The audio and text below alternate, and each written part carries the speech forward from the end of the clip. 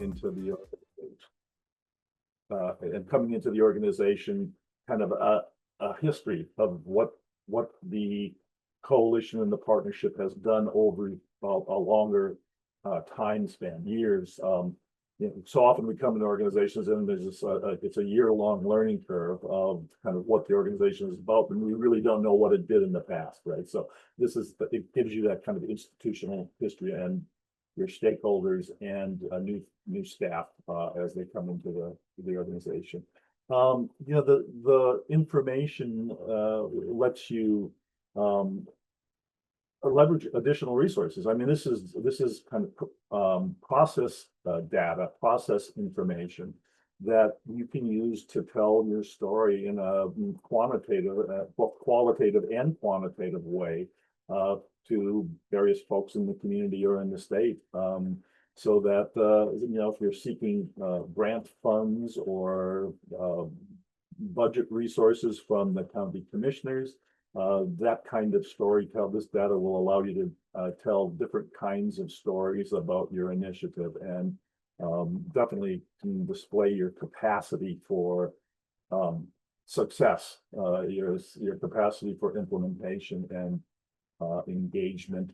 That leads to essentially informing decision makers and stakeholders, right? You can also use this data to inform potential partners about what you're doing, and then it could be a recruiting tool, for example, or if you're going to principals at the schools, you might use some of this data to help make your case for why do this, that sort of thing. And then lastly, it is process information. So it can be very useful in helping you understand how you're doing, how well you're implementing your plans eventually. And whether you're, identifying the challenges and barriers to implementing your initiative, developing your organization, making a difference in the community, and allows you to kind of see that in a slightly different way than what you might take away from anecdotal information, and allows you to make some adjustments along the way. And that is a process that we're going to help as you all move forward. This is work. Evaluation in general, I hate to say it, but I think evaluation in general is often seen as maybe a burden, is sometimes last on the list of things that needs to be done. And you'll be learning about the SPIF, the Strategic Prevention Framework, and the various components of it. Evaluation is one of them, but it probably gets the least attention. And I would say that's often because people don't understand what the value of evaluation is. And I think we shared some of the value in the previous slide, but it's work.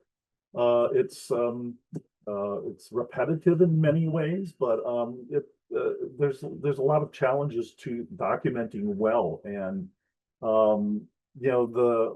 especially when you're talking about a partnership like yours, right? Like a coalition like yours, where you've got a lot of different players, hopefully a lot of different partners that are helping you implement your effort in the community. And so people are doing, or partners are doing things in different places, in different contexts, and maybe a little bit out of your view sometimes, or you have to follow up with them to understand what they've been implementing. So there are a lot of challenges like that, and kind of also shared understanding of what you're implementing and how well it's being implemented. And then lastly, just kind of timely access to that data. So the checkbox is really meant, we do ask, I would say a lot by asking you to document weekly, and you could be documenting monthly, but the more frequently you document, the better your memory, and also the quicker turnaround time for you to be able to take a look at what you're doing, and other stakeholders are able to take a look at what you're doing, almost in real time. So Lots of challenges, but hopefully we overcome all of them because we really want to get the best, most complete and accurate documentation of what you're doing for all the reasons I've already mentioned. The checkbox, if you haven't used it, has a lot of different capabilities. It's an online platform. It can help capture the activities of multiple partners. So not just what your staff are doing, but what your partners in schools and businesses and law enforcement are doing as you're asking them to implement various kinds of strategies over the next few years. But it allows you to kind of capture it across this kind of multitude of partners that is what it takes to make a difference in the community. So it's it's one thing to document within an organization. It's another thing to document across multiple organizations and partners. So, but it allows that and lets you kind of see what we're all doing together. You can also compare what you're doing or associate what you're doing with outcome indicators like 30-day use or things of that sort that you're going to be looking at in the assessment phase, but it allows you to connect what you're doing to various kinds of outcomes. So that's another capability. And it after you enter information into the system, it also can turn that into graphs, tables, bar charts so that you can share and display your accomplishments and your progress with others along the way. And it supports kind of your sense making and kind of everyone's sense making about how are we doing as both within your coalition, but across all of the partners and all of the coalitions, and thinking about what might need to be adjusted along the way. And one thing that it kind of related to institutional memory or history is that these entries can be kernels of success stories or stories you want to turn into maybe a press release or a flyer that you share with others telling them what you're doing. So you can enhance and build on the information in the system. So there are a couple of platforms that you'll be engaged with. One is the Workstation, which is a online platform that lets you upload and download various kinds of documents. In some cases, I don't think in your case, but some of us who, depending on your administrative access, you can actually edit within the system, it's kind of like Teams, but it's built off of a Microsoft SharePoint background, which is why we lost it completely a couple of weeks ago. But and it is where a lot of your deliverables will be stored, training materials are stored there, and already in the Workstation are your sites where there are various directories that are labeled for upcoming documentation, upcoming documents, and things like plans, logic models, and evaluation reports, fidelity reports, things like that. The checkbox is actually the documentation system, and it's linked through the Workstation, and so you can find the checkbox within within the Workstation. And the checkbox is the documentation system. It's where it's basically an online database. You enter it into a various forms, and then it's basically housed within a database that can be accessed by the checkbox system as well. So let's take a look at this.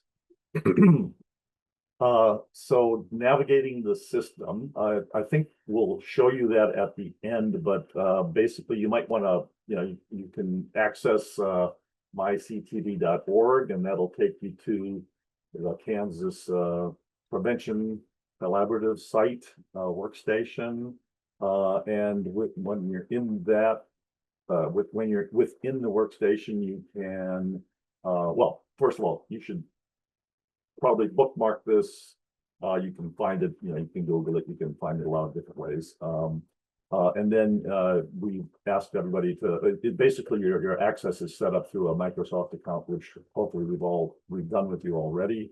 And within so Sinian is the CCD help section is within the CCD. So there's a lot of material in there describing how to use the system and things of that sort.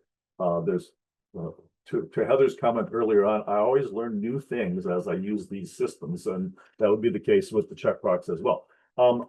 That's when you land in the checkbox, you're going to see a navigation bar on the left that lets you connect the various components listed here, and there's a dashboard for data entry, the data viewing, and graphing within the system. Jerry, I can show that real quick so that it's easy. Please do. Okay, let me show. Do I need to exit? No, you're good. Oh, wow. Okay, good. So this is the landing page once you've typed in this the myctb.org and you see a lot of other projects. So this KS Prevention Collaborative, this is the one that you're going to click on. If you can't locate it, you can just type it real quick. This is the only one here. And click on it. It might, since I already logged in, it jumped right in. It might ask you to go through a single sign-on. You just add your Microsoft login information. It'll take you to this page. So you can see all of the partners that you'll be working with, and click on KPKI Collaboratory. This will take you to the workstation where you can locate your own county. This is the place you can upload your deliverables and download all the reports and resources that you need to. And to find the CCB, it is also located under KPKI Collaboratory. You'll be clicking on the first one over here, KPKI CCB. This will take you to the community checkbox, and we're going to introduce a little more later, but just to give you a quick overview where to find it. Okay, I'll stop here. Thank you, Cindy. So let me just add that there is a help section in the CCB as well. Okay, so well, I think we kind of went through this just as Asinian kind of walked through this. I mean, basically, myctb.org, go to the landing page. You'll maybe have to sign in, and it'll take you to the workstation. You saw a little bit of Collaboratory, your sites where you'll load up deliverables, or will load up materials. And on that, just so you know, you are the planning cohort 9. Last year's planning cohort has now become an implementation cohort, and you will become an implementation cohort in the future. Yeah, so I think we showed you all this, and we did show you the beginning of this, but just very quickly on that, Cindy will show you this more later, but there are 3 options on the dashboard. One is to enter the data, which will open up an accomplishment form. Then you can view the data, and there's just so many different ways you can look at what you've entered. And then there are graphing capabilities that we and you use for report purposes. So going back to documenting, and I like this breakout of what we do with documentation, or what you and we are doing with documentation. Firstly, we're capturing these events, right? We're capturing. So we're recording discrete instances of events or activities in the system. And then we're coding and characterizing them. They're broken out in the display, but in this initiative, we basically combined them. But it's basically identifying what type of activity would you engage in, and the kind of attributes. So we call it characterizing them. So we'll talk a little bit about that. But it's, what are the attributes of the activity? So if you're doing you're working on assessment, and it's an assessment activity, you'd have to characterize it as an assessment activity. And we'll get into that in a little bit. And then communicate is kind of the last aspect of documentation, but it goes back to your sharing of data and information with stakeholders, decision makers, federal funders, and state funders.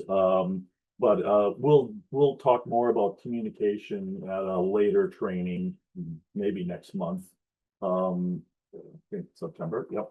And there's a whole lot to kind of thinking about how you communicate data and how you communicate to various stakeholders.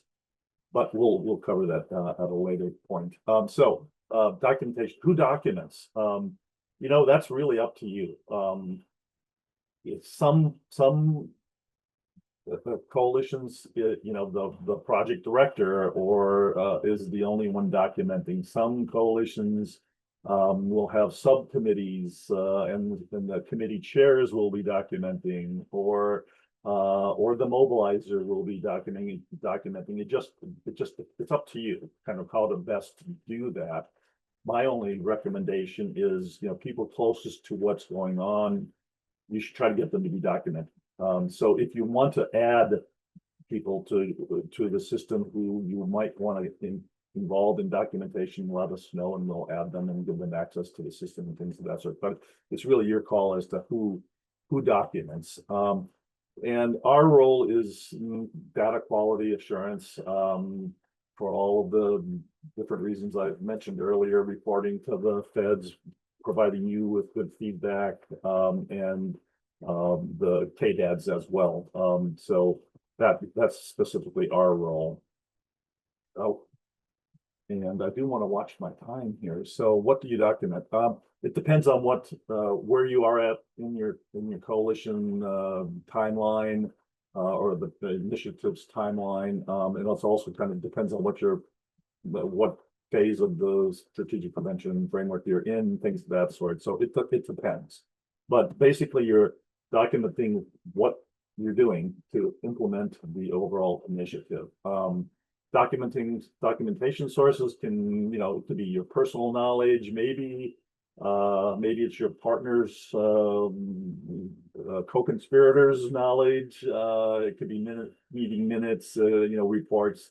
You can think of a lot of other sources as well that you can use to draw from when you're documenting what you're doing. So just some examples.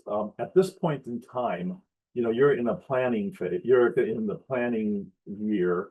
You'll be engaging in developing your organization. You'll be engaging in assessment. You'll be engaging in planning activities and prioritizing your goal areas. So those are the things you're going to be documenting during this year. And this is a long list of possible things you might be documenting. But I think the most relevant ones are, things that relate to organizational development, the development of the coalition, bringing in partners. If you're creating subcommittees, if you're doing surveys as part of assessment, you're hiring staff, or you have a formal partner come on board, or if you've got a group that's reviewing data to set your priorities, or you've developed your action plan. Those are the kinds of things you should be documenting this year. And when you get into the implementation phase, it changes up a bit, but those are the kinds of things you would be documenting. And there, somewhere in the workstation, there is this particular set of examples are housed in the workstation for you to look at.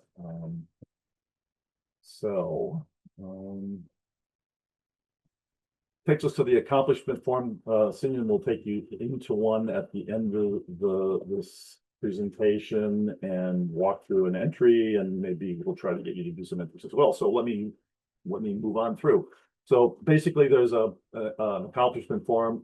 There are the help buttons. So if you don't quite understand what the question is or how to answer it, there's a help button. It's the little question mark. And then you have to answer those questions that are asterisked. And that's most of the questions. So, and the only other thing I think, well, maybe this will come up later, but there are a lot of features to the CCV, and one of them is that you can, once you enter and save it, you can copy it if it's kind of a repetitive or repetitive an activity that's similar or done regularly, but is in a different place maybe, and it's a different date. You can copy these, and so then all you'd have to do would be to change the date and maybe the place. So that's meant to make documentation a little easier. I think we've covered some of this in orientation, but essentially a critical element is entering into the description box on the accomplishment form.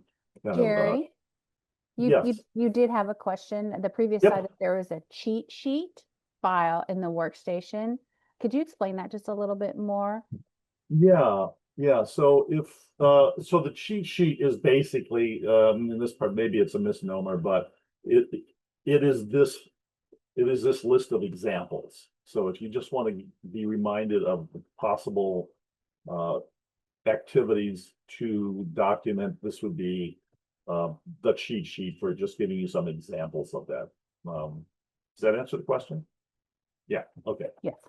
So in the accomplishment, in the description form, we basically, it's who did what with to whom with what purpose, right? Essentially. So and the descriptions are kind of critical because we do some scoring on our end, and in addition, the idea really is that the description should be kind of something that someone who knows nothing about you and your organization and what you're doing would be able to understand what you did, right? So it needs to be that clear, right? Who did what, with whom, and with what result. It needs to have actually have happened. You want to keep these descriptions, as concise as possible. A long paragraph is not needed. A sentence is probably sufficient, a long sentence maybe, but you shouldn't, don't use abbreviations and acronyms. Like I always have to look up KPICI. I don't know why, but I do. So someone reading it wouldn't know what your acronyms or your abbreviations stand for. So and there will be, we and others will be reading these as well. And don't enter more than one accomplishment or activity at a time. So this is an example. Jessica King attended the KPC orientation with Alan Johnson to begin understanding the blah blah blah. My gallery's over the top of this, for the 2020 Substance Abuse Prevention Planning Grant. I mean, it can be as straightforward and as simple as that. Here's another one. Dr. Smith developed a survey in collaboration with the Lawrence Douglas County Health Department to survey local businesses about local substance use policies, right? So just that's probably enough, because you'll be adding how many people attended and other things in the characterization. So I'm not going to jump into this too much. Well, very quickly, let's take a look at these two. The second example, is really kind of what would be helpful is what were the materials about? What's the purpose of handing out those flyers? Why were they being handed out? And were they promotional, or were they kind of an intervention? Were they trying to educate folks? So that kind of information would be helpful in the second one. And the first one, again, is kind of, why? Why was that meeting set up? To schedule a meeting with them for further discussion, but for what purpose? So just a couple more examples. Tips for capturing activities. Regard each entry as a description that will stand alone, right? So again, I think I've covered this, but one entry per activity. Use names rather than pronouns. Don't overuse acronyms. Their language, and these events they need to have happened. It's not, don't include we're planning to do something. You can only describe it when it's happened. I think why don't we wait for this practice at the end, Cindy? What do you think? Then because we're going to ask you to basically enter something into the CCB, and part of that will be the description. I'm just obviously talking too much. Yeah, so let's wait until after we explained all the codes and how they go together. Yeah. Yeah, so let me move through this. Some reasons why these entries might not be clear. There's not enough detail. There might be multiple entries, multiple activities in the entry, or there's not enough information about the added dimensions of the activity. All right, so let's go on. So characterizing, this is kind of once you describe it, you're going to characterize it, and these are mostly pull down drop down menus of choices. Sometimes you have to enter a text or a number. And so just a couple of things. You're going to run into a question, a first time activity question. You only select yes for those when it is kind of the implementation of a intervention, providing trainings, new modified programs in the community, or building a solid formal relationship with another or partner. So you would select yes for those. You're not going to select it yes very often because you're still in the planning phase. So another, let's see, there we go. Oops, sorry. You'll also be asked to characterize these as kind of what outcome is it related to? What was the activity related to? And before you complete your assessment, you would select not applicable. But once you've completed assessment work where you picked your priorities, you can start using choices, or you can choose what outcome it's related to. And it's multiple choice, so you can pick a couple of these if your activities are related to a couple of them.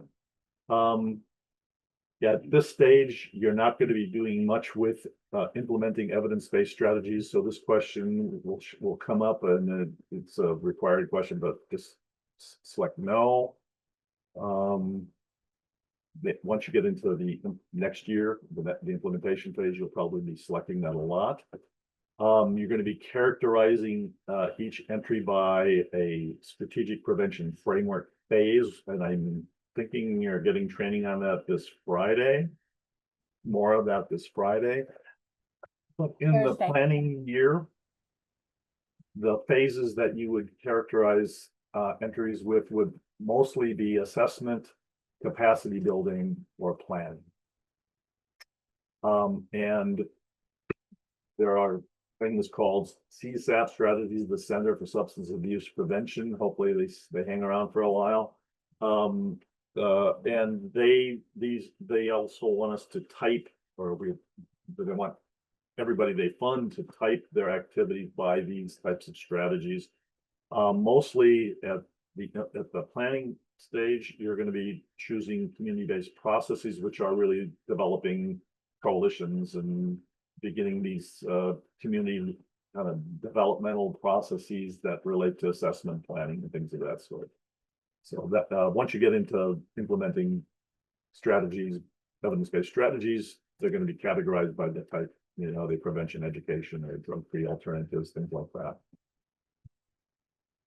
We'll ignore that one. So the spiff phases. You'll learn more about these on, am I right? It's Friday, right? Learn more about these on Thursday. Friday. Yeah.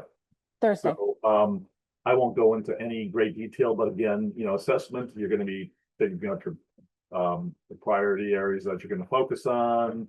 Capacity building is all the training you're getting related to spiff and other things. And then planning is ultimately your logic model and your action plan, all by the end of the year, this first year.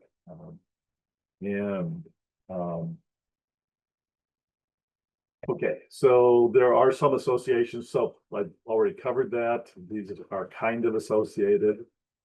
And if you get into implementation, you'll be getting into these others. There is a media question which will show up. And there are, again, cheat sheets on how to respond to these. But you may be doing flyers for promotional purposes, things like that. So you'll have to select the type of media and how much of it, essentially. So the last is communicate. I'm not going to spend much time on that, but these are the kinds of graphs, charts that get produced at the end of this. For example, this is showing the amount of the activities, the amount of activity related to particular the implementation of different kinds of strategies. And Jerry, there is Oh, actually a question. yeah, Why two strategies if they are so interrelated and there's crossover? sorry, say that again. In the chat, why two strategies if they are so interrelated and there is crossover? Why enter? Why are there interrelated? Oh, excuse me. Why two strategies if they are so interrelated and there's crossover? So But why the spiff choose? phases and CSAP strategies. Why choose them? Because they're I think I'm stating that the question that they asked correctly. yeah, so I want to make sure I've got this right. Why choose these two strategies if they're so closely interrelated? And we're talking about phases and CSAP strategies. I believe so. Okay. I'll- Well, Hi, this is Jessica. It's my question. yeah. Sorry, I maybe was a little brusque in my question. What I'm wondering is what I see a lot of is it seems like there's all these different acronyms, and it just seems like there would be a way to streamline this. And so when I see all this interrelatedness and crossover, it almost feels like there's extra layers that don't need to be there. And I'm wondering, I'm very new to this, so that's why I'm asking, Yeah, why are there two? Why not streamline them and call that one thing? that's a great point. Well, it's always interesting. I mean, so yeah, I mean, I wish we could, and that certainly always stimulates our interest in trying to review these again. There are one thing is there are reporting requirements to the feds and to KDADs that require us to inform them about the amount of this kind of stuff being implemented by coalitions and by the state to justify their investment in this prevention effort. So that's one reason why we break these out. That doesn't quite respond to your question of could we make these kind of automatic choices, and I'm not quite sure that we could, because there's 3 spiff phases that might be community-based processes. And there are 4 kind of more phases that are related, and I wouldn't actually 2 that are related to these kind of longer list of types of strategies. And they're kind of different things too. So I'm not quite sure we could automate that if that's kind of where you were going. And also it's a requirement for reporting purposes. And and additionally, you're going to be trained up on what all of these assessment, the SPIF phases mean and the work related to that. And part of the process evaluation is how, well, I guess how well these phases get implemented and if there are challenges to getting them implemented and things of that sort. So that's a little bit of why they're broken up. Jessica, does that answer your question? A little bit. I think I'm less interested in automation and more interested in providing a more streamlined experience, I guess, in the Yeah. sense of, I think if there's so much overlap, I guess I was wondering like, and this is not really directed at the toolbox. It's more like, is there a way for those of us in prevention to sort of create a document where it overlaps these and how they relate to each other? Because I feel a lot of times like when I'm documenting, I'm bouncing between acronyms and Yeah. it feels very disorganized. I'm a little neurodivergent, so I require a little more structure. So I guess that's why I'm asking. Yeah. I'm new to this. No Yeah. worries. Well, I mean, that is a great question. I mean, you're going to get deep training on SPIF. I'm not sure how much training we do on the strategies. I We'll think you touch get on it a little bit during CSAPs, Yeah. excuse me, during the SAPs training that's at Got the it. end of August. But Jessica, you're bringing up a lot of really great questions to help us frame with future. I will say too, when we're talking about the SPIF phases and CSAP strategies, there are a lot of overlap opportunities, but there are some very specific, and they're also, I don't know what the best way to say it, but kind of owned and developed by two different entities. And so Ah, that's why, That's true. yeah, and so that's why there's the differentiation. And but we will definitely get into it much deeper. And I look forward to more probing questions from you so that we can make this simpler. Because when you look at this process as a whole, that's the training team, the support team, that's our whole goal, is to make it so it's streamlined and easier so that you're able just to go and do the good prevention work. So keep asking these really tough questions because I guarantee you it'll keep us thinking and how we can even make it better. okay, thank you. Absolutely. Thank you, Jessica.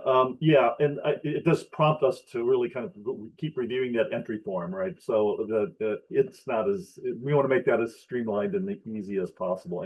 I know it's challenging, but so let me let's see. I think I'm not going to get into the report. Document by the end of the month. We'll review by the 15th. There's a and create a report back to you all. There's a quick check survey that's done by the 25th. And then we have office hours. We're available on Thursdays if anybody needs any help. And let me stop there and let Sinyan, I know we're way over time on this presentation, but let Sinyan walk us through entering into the CCB. Yeah, and about that, the question that Jessica brought up, I just like to added a little bit more information on that because those are really good questions. And when I started scoring the CCB, I had kind of the same question, but then I realized those are two separate sets of strategies and phases that the reporting requirements wanted us to focus on. And if you think about the SPIF phases, you can kind of think about it as a circle. It's a phase where you start with the assessment and then planning phase, and then you get into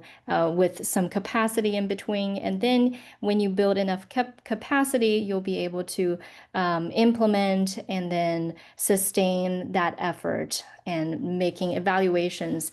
And those efforts fueled back into, assessment, like a new grant cycle or something like that. So it's kind of different from the CSAP strategy where it identifies different areas or types of strategies that this particular activity focuses on. So those are slightly different, but I'm happy to answer more questions as we start documentation, and we can always talk more on during office hours. SPIF, they are both frameworks, so why we can't merge them together, because they are independently developed and supported by evidence. So each elements kind of go within that framework, kind of go together, and those are developed independently, is what I'm saying. CSAP, what do you mean by granular?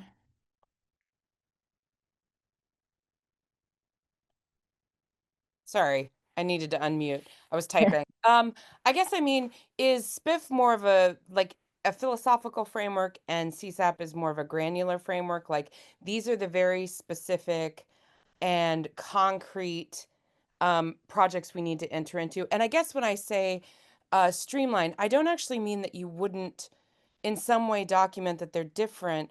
I guess for those of us who are looking at it, is there a way to say, okay, this is the SPIF framework, and that actually in some way that then gets broken down into you implement this part of CSAP on A and B, and then do you understand what I'm, it's almost like a bulleted breakdown. I just noticed when I make things for my coalition or for myself, I do require really, really streamlined and collated structure. Otherwise, I feel like I'm bouncing between all of this stuff and it's very difficult for me to implement. I often do it on my own when I look at this stuff, but this is very new to me, so I'm feeling a little overwhelmed, and that's why I'm asking a lot of questions. Yes, I understand that. I would say that, like we said before, the assessment capacity and planning phase is going to be more related to community-based processes, CSAP strategy. Although when you get into the implementation phase, um, more types of strategies, more types of CSAP strategies would emerge, and we don't want to confuse you, so we will have another training on that. But for now, just to make things easier, all you have to know is for CSAP, community-based processes are most likely will be happening in your documentation, because community-based processes means that all the activities that happen for your coalition to do your work. It kind of does the preparation for now. Okay, sounds good. All right, let's look at the accomplishment form. Okay, so when you get to this CCB system, this is kind of an overview of, on our end, we can see all of the coalitions, but you might only see your own coalition, which is fine. And when you enter data, you're going to click on this button here. Another option is click on the KP key. It takes you to the same place.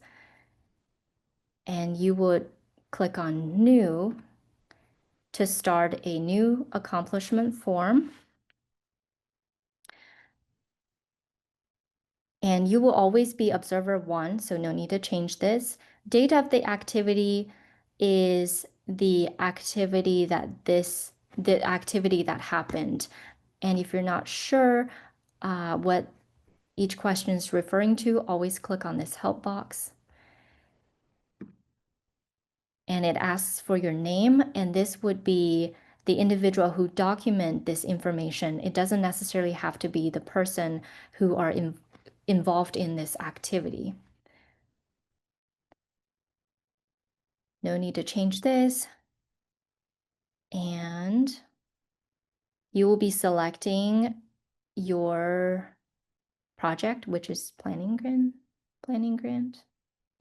And then Jerry, do you have information on? Yeah, so that's a Mhm. question that was recently relevant. There is no longer ARPA funding for different kinds of projects. So Gotcha. this is probably something we should make disappear, but you still have to answer it at this particular time, so it would be no. Okay, sounds good. And then you can select your coalition. It's easier to just type in the name of your coalition. I'll just type one, yep. And you can locate that easily.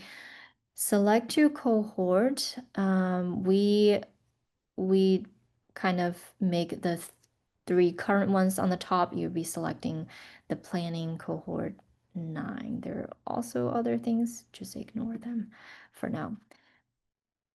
And this is the accomplishment that you will be writing. This is the main portion of the accomplishment form. Like we talked about earlier, you would write an entry with the component of who did what with whom or for what purpose to help us get a full picture of what happened in that accomplishment. And like I said before, even though your name may appear in here, this is more of the person who documented this entry. You might be documenting for your colleagues. So we would still like you to include the names of the people who are involved in that activity. For example, let's just take an example of this training, because by the time that you finish this training, so you will be start documenting in CCB next for this month, and we will score that early September. And you would at least have 2 entries related to the training. One is the orientation, one is this CCB training. So what you can do here is start with who.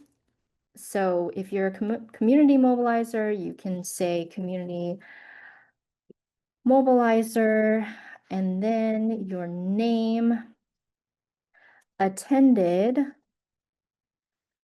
the CCB or orientation. We can say make sure those 2 entries are separate. Don't say that orientation and CCB training. We want two documentation of that. But right now we can write CCB training for this activity. And then you wanted to say presented by KU Center for Community Health and Development. You're welcome to use acronyms for our supporting team, because we all know each other, but try to write the full name of an organization that you're working with outside of us, at least for the first time, so that we'll be able to search the full name of that organization. Okay. So we have who did what with whom, for what purpose. So the purpose of this training is to help build capacity and also meet grant requirements. So you can say to build capacity and meet grant requirements, or one of them is fine. So this is a complete description that you'll need. In other cases, if you're working with, if you, for example, building relationship with a new partner, you might want to give a little bit more context than saying their name and purpose. You might want to add just a little bit more detail, but no need to write a whole long paragraph as long as we can understand what is going on from that entry. Do we have any questions for that?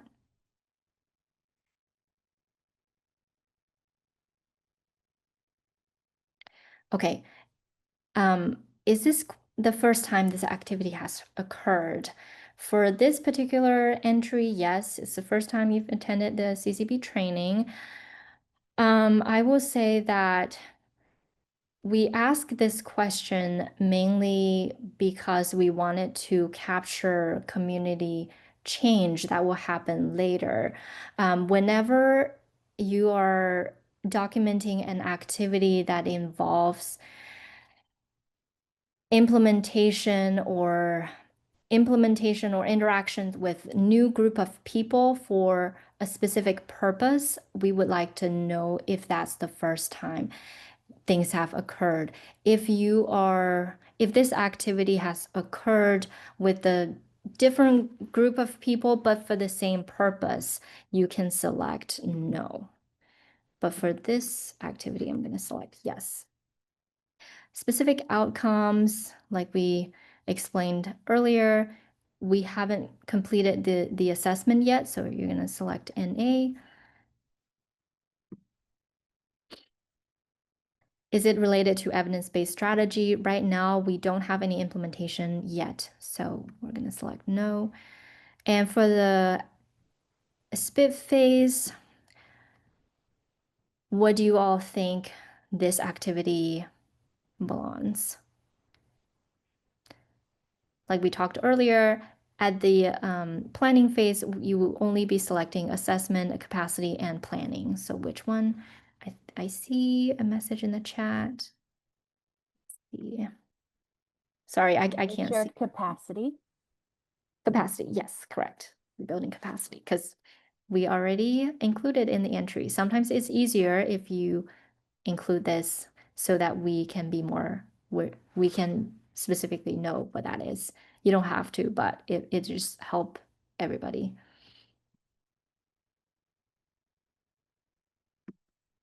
So this will be capacity. With CSAB, the only thing that you're going to select right now is community-based processes. If you're wondering the difference, there's always a help box you can click on to look at the definition just to get a better idea. So community-based processes is basically activities that includes organizing, planning, enhancing the efficiency, effectiveness of the services, networking, coalition building, all that. Other strategies are more related to specific implementation that you will be doing next year.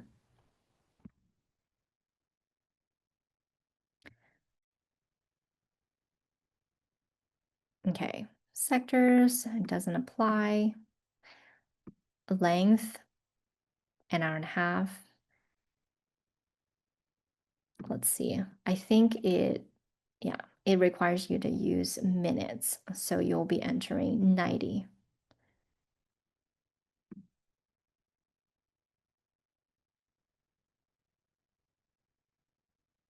Is this activity related to addressing behavioral health disparity? No. Okay. Media, it does not relate it to media.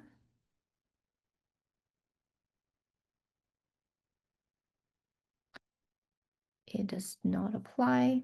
Okay, so participant detail,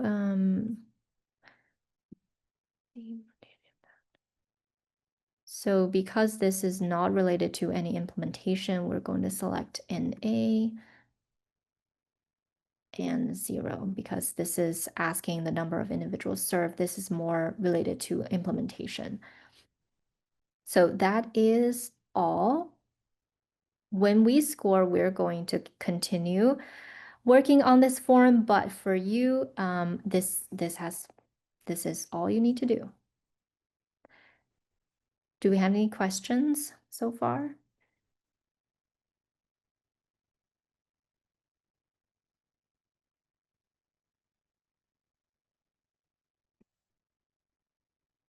Okay, great. And I just wanted to show you another entry. Okay, I see another. Cindy, there is a question about, the required, I mean, I'll answer the required fields. You have to complete the required fields or you can't save and it'll indicate what field is missing essentially. Yes, yeah, that's true.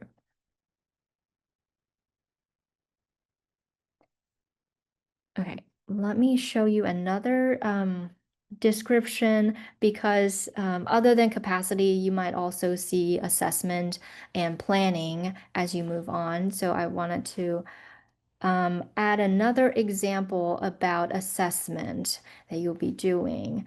So the KCTC survey is kind of a assessment tool that you'll be using to determine what strategy or which areas that you will be focusing on. So what we can do here is can keep this here. We can say community mobilizer. Did what? Created a task force to meet with, well, let's see, to review the KCTC data and, for example, determine our strategy framework for prevention. And this is did what? With whom and for what purpose? We can say that, well, we have the task force, so we just need to say what purpose or to what result. So we can say the task force analyzed the data and, for example, determined that you decided to focus on underage drinking. So determine that target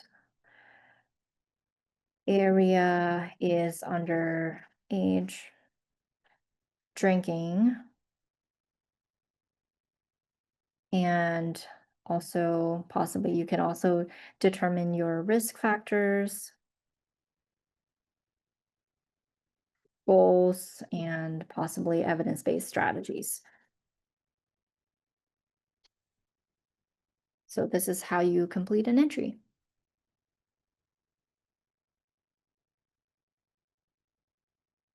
And of course, when you are entering an assessment activity, we want to change the spit face into assessment. And for CSAP, it's still community-based processes.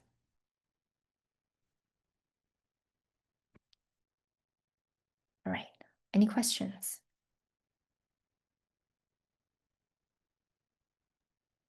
Could you give an example of a behavioral health disparity?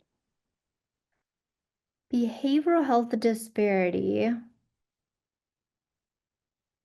I would say this might be more related to implementation or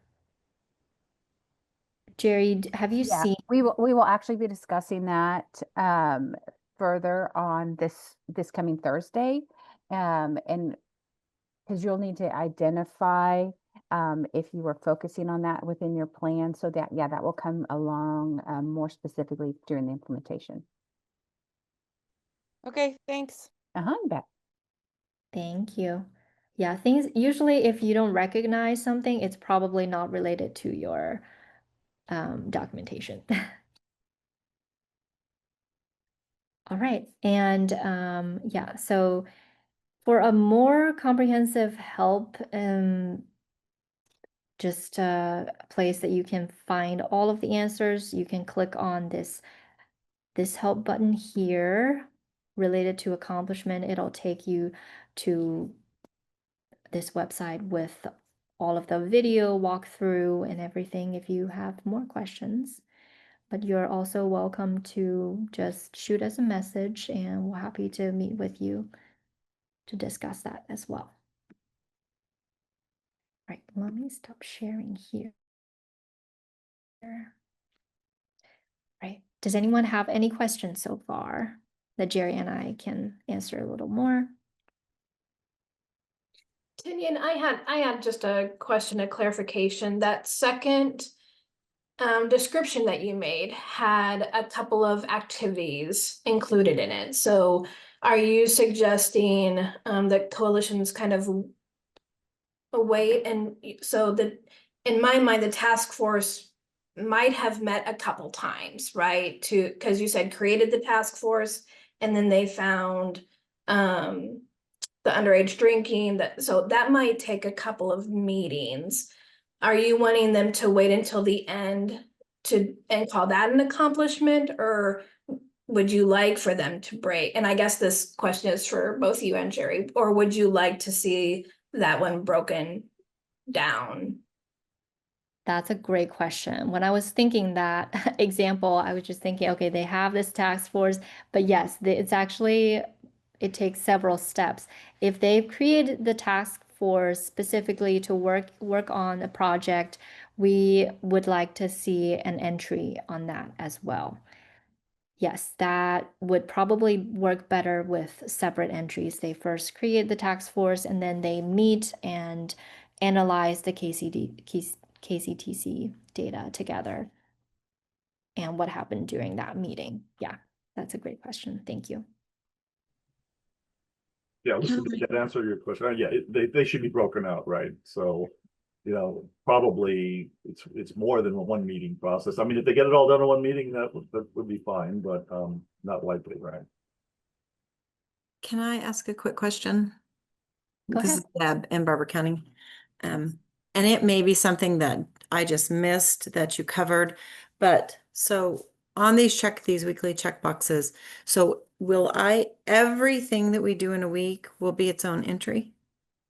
So if we if we have a meeting and then we create the task force and then we meet with the health department and then we meet with the school district, are those all 4 different entries? Yes. Okay. Would say so. Because you're asked to write a description of who did what for what purpose, if you feel like several meetings serve the same purpose, then that's okay to combine into one. But I would say things like creating a task force that can be its own entry. For instance, if we have a coalition meeting and at the coalition meeting, we create a task force and then we also agree on a marketing strategy. And then we also create a brainstorm list of future people we want to contact. So we had a meeting, we created a task force, we made a brainstorm list. So that's 4 things. I just want to make sure I'm being clear, like that if we make accomplishments and I mean, am I complicating something that's not this complicated? No, that's a great question. Jerry, what Oops, are your sorry. thoughts? Well, yeah, I mean, I don't think you're complicating it. You know, doing, you know, in coalition meetings, you're doing lots of stuff. So that's, I think if they're really discrete accomplishments, you should probably break those out. You know, if you're meeting with the principal of a school to get them to join, that's one thing, that's one kind of entity. But, you know, coalition meetings, you know, often you've got lots of stuff going on. So, and those are kind of really important to break out, I think, because they're really different things, right? Some of them are maybe more important than others, but I think you've identified 4 things that are worth documenting. Thank you. Yeah, I would say that also think about if those different things that you discussed in the meeting belong to different SPIF phases. For example, if you have capacity, like regular capacity things going on, and also planning, you're working on the action plan, those should be separated. If multiple activities, they are all capacity, then it's okay to combine them. That I would say, if that makes sense.